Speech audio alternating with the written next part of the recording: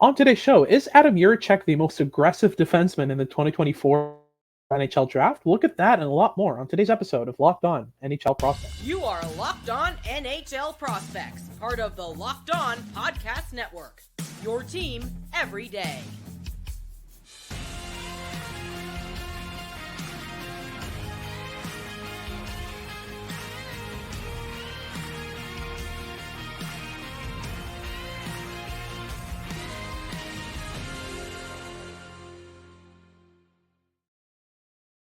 Hello and welcome back to Locked On NHL Prospects, part of the Locked On Podcast Network, your team every day. On this podcast, we break down everything prospect related for you 5 days a week, Monday to Friday. I'm Hadi Kalakash, Director of North American Scouting for Dobber Prospects, joined by Sebastian High, Director of European Scouting and Head Scout for Dobber Prospects as well. And on today's show, we'll be breaking down Adam Jiricek's game, a prospect for the 2024 NHL Draft. He's a right-handed defenseman.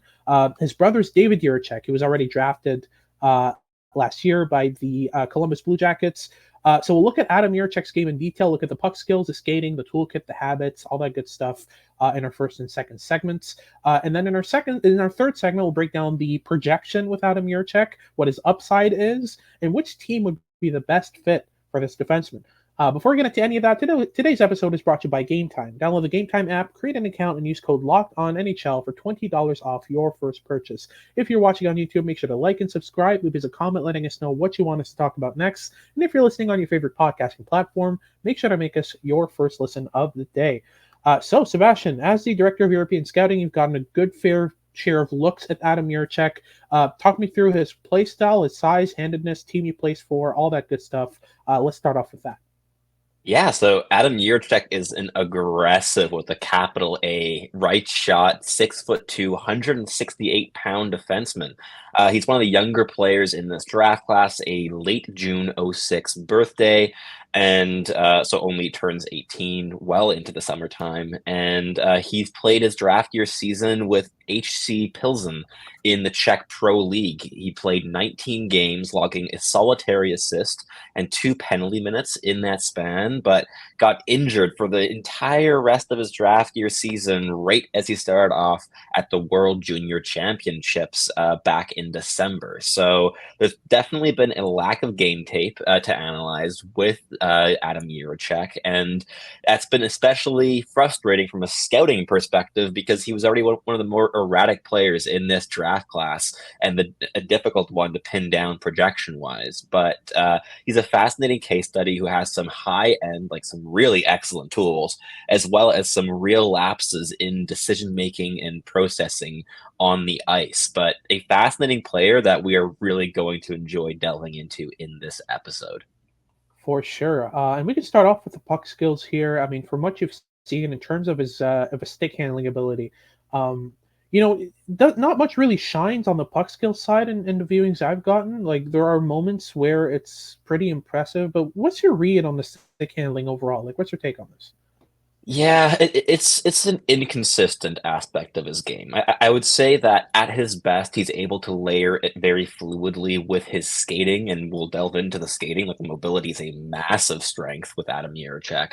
And when he's able to blend those two things together cohesively, then he's one of the stronger puck handlers from the blue line in this draft class. But those flashes have been few and far between in this season. They were more consistent in my D-1 viewings than they were in my draft year viewings, especially against his own age group. Against professional competition, he really struggled to feel comfortable with the time and space he had to really allow his handling to shine a little bit, and there's a distinct lack of perhaps confidence in flashing it consistently against professional competition in his draft year.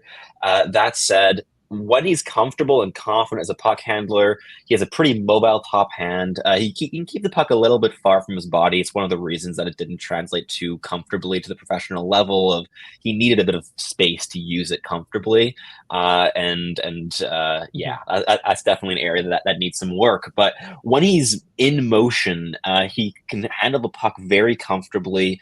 His feet and hands at times can really be in sync at the same pace. And when that happens, he is a really dangerous puck carrier, especially in terms of cycling around the offensive zone, using his mobility to shift his angle of attack against defensive structures. But in terms of a tool in isolation, I'd probably give it like a 5.5 grade due to the inconsistency. Like the low points have been as low as 3.5 over the course of the season, but the flashes of brilliance have been as high as like 7 level. So definitely lack of consistency in this facet, but I think there's a decent base to work with in terms of having a mobile top hand. And when there's confidence to fuel dare in his on puck game, he really does leverage his handling ability to create space for himself to create through his passing ability. Yeah, for sure. I think that that's the main kind of standout for him. The breakout passing is pretty decent. I like the ability to kind of go from retrieving a puck to moving it out fairly quickly. I think that's a part of his game that I've enjoyed in the viewings I've gone. But the thing with Jiricek is that there was so much inconsistency that I felt like I was watching a different player almost every time I got a clip of him. Right, like you know, there are moments in games where he's just dominant on the puck. He's flashing those high end tools. He's making plays in transition. But there are other times where there's a lot more panic and erratic. A bit more neuroticness in this game. Right, like it's that's my main issue with him is the inconsistency in those elements, but I think the inconsistencies are more mental than tools wise because like the tools Yeah. are pretty consistent viewings I've gotten. The breakout passing is accurate, it's powerful, it's strong. He's making the right decisions. He's taking into consideration multiple passing options and kind of choosing the right one. So he's not kind of defaulting to the first pass he sees or that kind of thing. Like there's a bit more not intricacy, but a bit more forethought to his passing game on the breakout. In the offensive zone, he's pretty much glued to the blue line in the clips I've seen. Like he's not necessarily the type of player to explore offensively, get below the dots, make passes from there. But he's a good quarterback. When he's gotten reps on the power play, I've seen some decent passes. He puts the puck in his teammate's wheelhouse. Like there's some good stuff there. So the passing rates pretty well. For me, it's kind of a 5.5 tool. And for personally, my favorite of his trifecta of puck skills. But what have you seen from his shot? Are there any kind of points of note to discuss regarding his shot? Yeah, I mean, at the junior level, he uses his shot quite effectively in terms of looking for rebounds and tipping threats, and also activating a little bit more along the boards to be shooting closer to the hash marks than the blue line. From there, I like the thought behind his shooting habits. That said, as a raw tool, it's probably a 5 grade. It lacks like distinct power, and part of that is also like the fact that he has a pretty light frame still. Like we'll delve into his Yeah. defensive game and the utter violence that fuels it later in the episode. But he's 168 pounds and he plays defensively like he's like 230. But in terms of like the shooting ability, there definitely is a lack of power behind it, and he's not one to just like absolutely launch bombs from the blue line that are real threats to make the professional goaltenders struggle with those as long as they have even a partial sighting lane to seeing the shot happening. But yeah, Yeah. it's a fine tool, but I think that there have been flashes of interesting habits behind it. But again, mainly against junior competition. For sure. And the skating, last but not least, I think again, this is where Jiricek Oh yeah. shines the brightest in terms of tools. I really, really like the edge work, the mobility, the ability to go from forward skating to backward skating really fluidly. I think is a big part of his defensive game.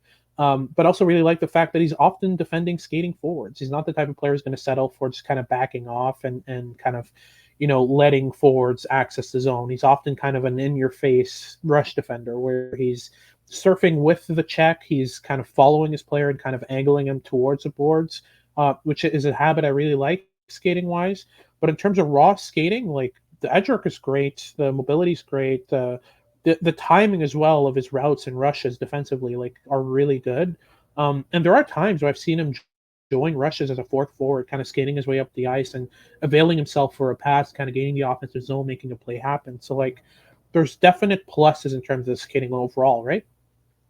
Oh, for sure. Like it's a strong tool. I'd give it at least a 7 grade. And Yeah, like yeah. even with his like lack of size, he's quite explosive in his first two steps. I've been a really big fan, as you mentioned, of the edge work. He integrates crossovers really well when he's rushing the puck or joining the rush, and in order to build that speed, he's not at all afraid of Yeah. integrating lateral movement in order to be a bit more explosive and dynamic and deceptive on puck in transition. But it's in the rush defending where it shines the brightest. He's able to match footwork really comfortably off the rush, and he uses his mobility in tandem with his just really intense aggression to just close his gaps really, really violently and apply that pressure very much in the face of whoever has the puck and is unfortunate enough to be attacking on his side of the ice. His in zone defensive game is definitely more of a work in progress, but the way he's able to leverage his skating to just be a really impressive rush defender, even against pro competition already, is one of the stronger elements of his overall toolkit. For sure. We'll get more into the toolkit, the habits, the decision making, all that good stuff in our second segment. But first, a quick word from our sponsors over at Indeed. If you're looking to hire, the best place to get that done is Indeed. No matter how the last game went, anytime you take the field, you want a shot at greatness, and the best way to do that is to build the best team you can. And Indeed gives you a great shot at that. Indeed is the only job site where you're guaranteed to find quality applications that meet your must-have requirements, or else you don't pay.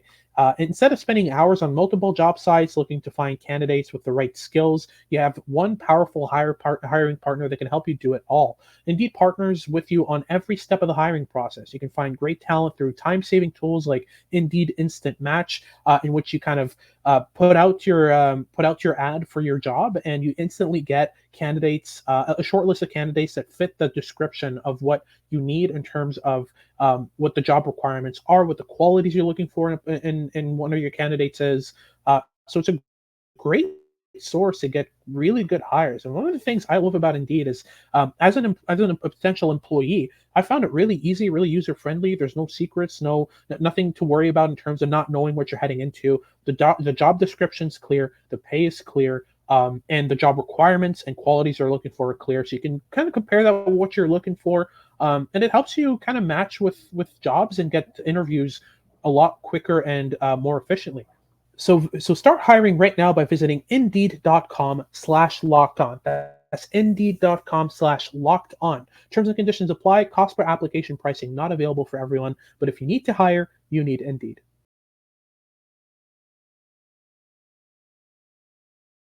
Alrighty, so moving on to our second segment, we'll be looking at the more intricate stuff with Adam Jiricek. We'll look at the toolkit, the habits, and the decision making with Jiricek. And we can start with the toolkit. I don't think his skating interacts with his puck skills as well as it could. I think that's a step that he can take in his game. But what's your thoughts on that? Like, what's the interaction between his, let's say, skating and his stick handling like?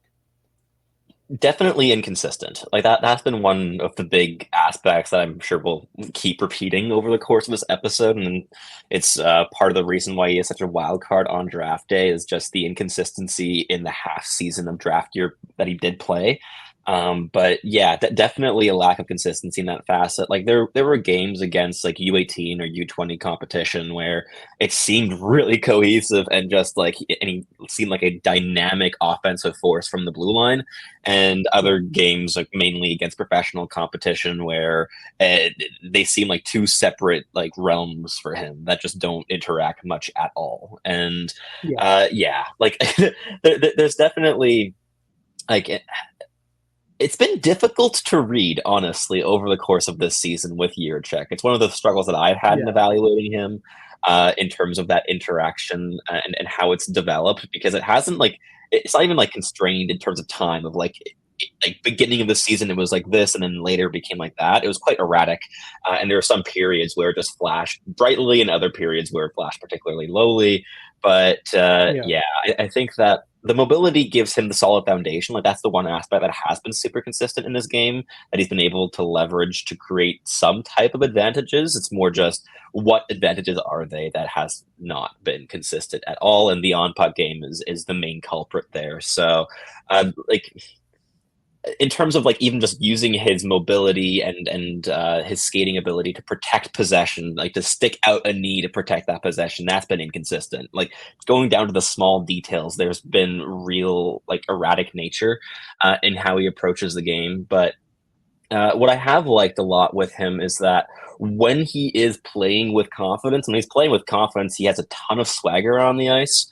In those moments, that's when the handling starts to interact a lot more nicely with the skating ability. I really thought that he was out of his depth against professional competition. I didn't think it was really helping him develop in the ways that he needed to this season when he was playing, because it was constraining what he was able to do and test out. And Jiricek was just so raw in this draft year that he needed to have the freedom to just try things out and see what works. And that just was not really a freedom that was available to him very much against pro competition this year. But yeah, it's been quite the season in terms of evaluating him, and especially on the mental side of the game. Yeah, for sure. I think, like you said, like the main standout is the inconsistency. I feel like, there's three ways that I look, like there's three angles that I look at, small intricate details, for example, like sticking out your knee on in puck protection scenarios, or kind of position before possession along the boards, or stick work positioning, that kind of stuff. What I look at is first and foremost, like, is it an element that is incorporated at all? Like, is it something that he does or doesn't do in every scenario? If it is something that he does occasionally, how occasional is it? And is it situational, or does it have to do more with, sometimes he thinks about it, sometimes he doesn't? And then the final angle I look at it is like, you know, does he do it in ways that benefit his game, or does he do it just because, oh, I thought about this and let me do it? There's different ways to look at these intricate details. For me, I see David Jiricek as a player who doesn't always think about these things. He has them incorporated as part of his game, and when he pulls them out, when he sticks his neck and his leg out on a puck protection scenario, it's really good. The timing of it, the way he does it, it makes it really difficult to get pucks off of him, but he doesn't think about it all the time. That I feel like you can work with. That's something I feel like you can, you have a basis, like he's doing it. He's just not doing it consistently. That's one thing you can work on and kind of mold and improve with. So I'm not too worried on that side of the game. In terms of decision making, though, it's really simple. Adam Jiricek on retrievals, he's hitting you. Like it doesn't matter what happens. He's going to do other things along with that, but he's going to hit you. Like that's the thing he's going to do, right? For sure, he is violent. He takes like he's very giddy in applying that physical pressure and in inflicting a little bit of pain on his opponents. Like again, as I mentioned early on in the episode, he plays defensively as if he were like 240 pounds. He plays with like a real vicious defensive desire to just make life really difficult for the opponents. And he can get over aggressive, certainly. There are moments where he completely overextends, where he chases a hit when he really shouldn't, when he perhaps chases a hit against an opponent that should not be a player that you chase a hit against, like against like a 6'4" winger, and it's like, okay, you're just bouncing off of him now. When you're out of position, like that changed nothing apart from create more space for the opposition down low in your defensive zone. But that desire to get involved physically is something that I think can really be worked with, and it's something I like a lot. But there's an underlying neuroticism in his defensive game and in his decision making and processing as a whole on the ice, and I think is central to that level of inconsistency in his game. But yeah, he can get very tunnel visioned when he sees something that he wants to do, and hitting is almost always what he wants to do defensively. He does it. Yeah. Yeah, for sure. The big standout for me as well is like I think the decision making with his back to the play struggles as well. Like he doesn't. I think the scanning is definitely inconsistent, and it makes it really difficult for him to be able to figure out what his next play is before he turns his back to the play. So, for example, on a retrieval, if the forward that's retrieving the puck is in front of him, you know what he's doing. He's getting his stick in there and then layering his body straight through the guy. But when the player's on his back, when he's first to that board battle, I think that's where he struggles a bit more. And that's why he reminds me a bit of Justin Barron at times in the games I've caught of his. Like a really mobile player, definitely more physical than Justin Barron for sure. But the same type of strengths and weaknesses where he's an incredibly mobile player who activates offensively a lot, who uses his stick handling and flashes fairly well, takes shots from the point that aren't necessarily the most powerful, but are on net and are well placed, but really struggles with his back to the play and struggles to scan consistently and stay above the play mentally. That really needs to be a development objective, because so far Justin Barron has not looked like an NHLer so this year, and he's 22. Like, time's running out on that side. I'm worried that David Jiricek will kind of experience the same thing. But if he gets to the right development team who's really working on getting him to scan more, getting him more comfortable with his back to the play, giving him reps in training scenarios where he's constantly getting to pucks first on retrievals, I think you've got a solid chance at making a really good NHLer out of him. But we'll actually get into the projection, the upside, the team fit, all that good stuff in our third segment. Before that, a quick word from our sponsors at Game Time. If you're looking to buy cheap tickets last minute to any event, Game Time is the best place to get that set up. Game Time is a great source for last minute tickets, especially if you're someone like me whose schedule changes around a lot. I can find myself at an afternoon free out of nowhere, and Game Time is really good to get some tickets last minute to events at really good deals. They're obsessed with saving you money.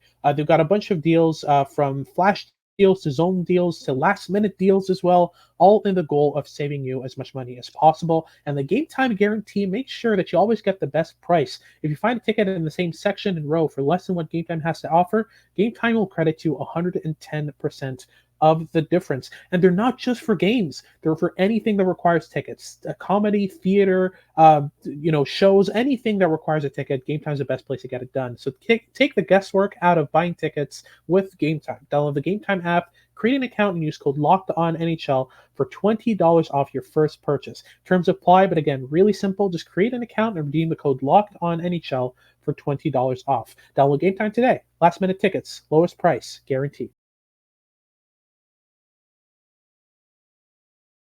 Alrighty, so closing things off here with our breakdown of Adam Jiricek's projection, upside, and the best NHL fit for him. We can start with a projection, because I think we should just get the difficult stuff out of the way.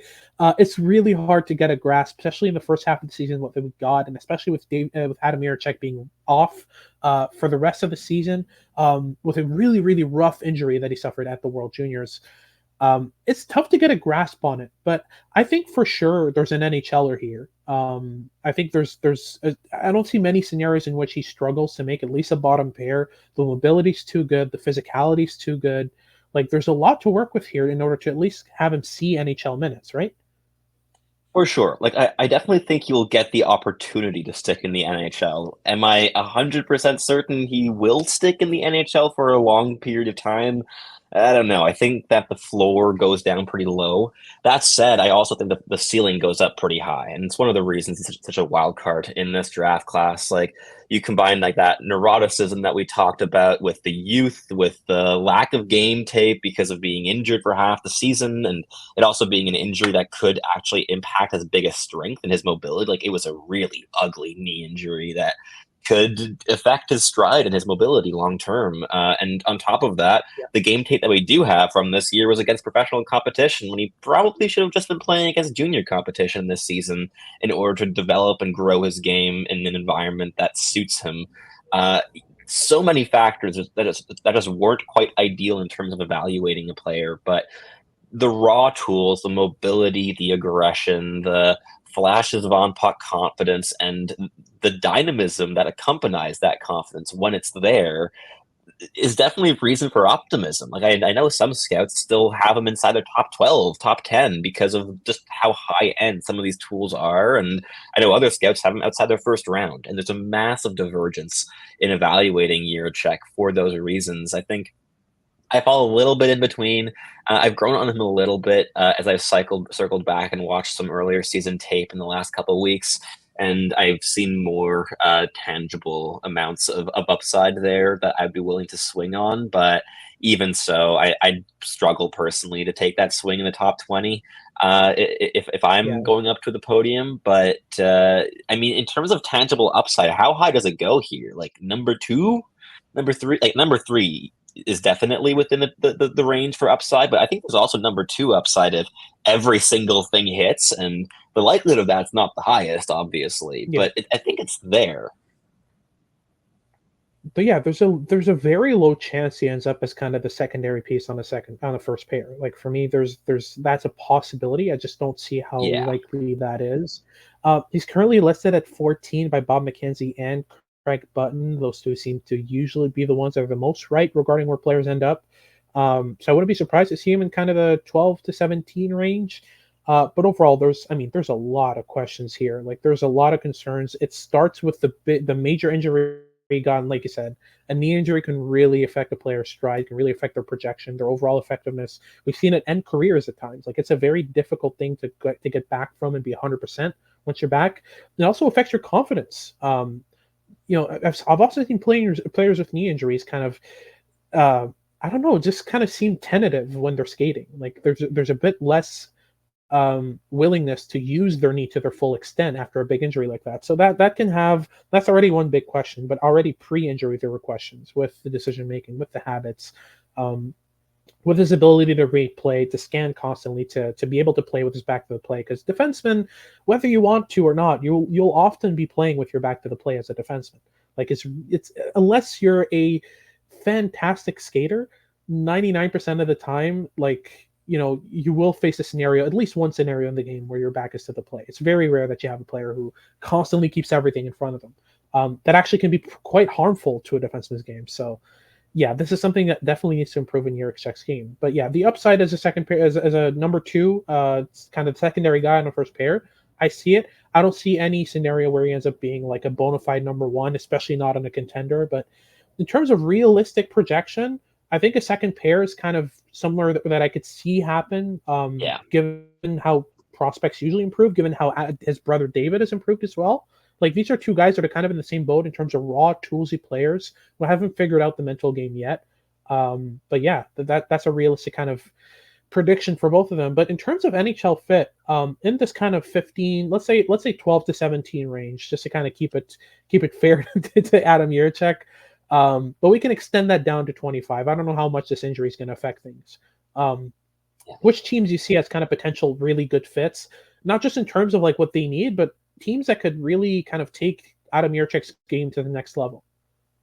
The Buffalo Sabres are the first team that comes to mind immediately. Like, it definitely fits the team need of needing some right shot defensemen because they've just been hoarding that left Yeah. defenseman talent.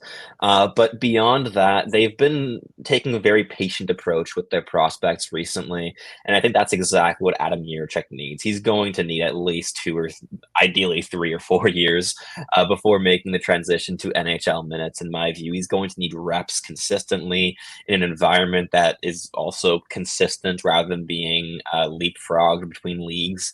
And I think that ideally he can play some U20 hockey somewhere next season. Like I'm not sure if that could happen in the CHL or somewhere else, but playing against his own age group and learning to create advantages more consistently and leverage his toolkit to do so, I think would be great. And Buffalo has been taking some really intelligent approaches in developing their young players recently. So I think that would be a pretty nice fit for him. For sure. I think that, in terms of the teams, like let's say he slips out of the top 20, like once you get to like 22, 23, you're getting in the Vegas, Toronto range. Like I think that Toronto could do some wonderful things without him, Jiricek. Yeah. They're mostly well known for developing skating. I don't think Jiricek really needs to develop skating much, if at all. But they're also really good at developing really strong habits, really solid rush defenders. And they're really good at taking their defensemen and giving them a more complete element, which is, I think, exactly what Adam Jiricek needs. The things they've done with Timothy Liljegren and, I'm blanking on Topi Niemela as well. Like those are two examples of right-handed Ds that they've taken and uplifted their toolkits and made them quite interesting projects. And I think Adam Jiricek can definitely fall under that banner and become eventually a really good second pair guy on their lineup.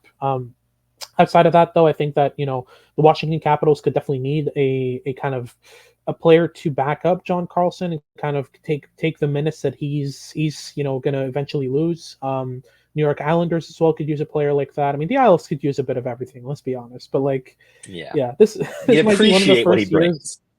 Yeah. It's also interesting because like the Isles haven't kept their first rounder in I don't know how long. So like they might go for a higher upside guy this time around. Not that they do have a first round pick, but I do really like what Adam Jiricek brings to the game. Any other teams you could see as fits? I don't know. Like the Montreal Canadiens like taking their swings on toolsy, underrated right shot Ds out of Europe.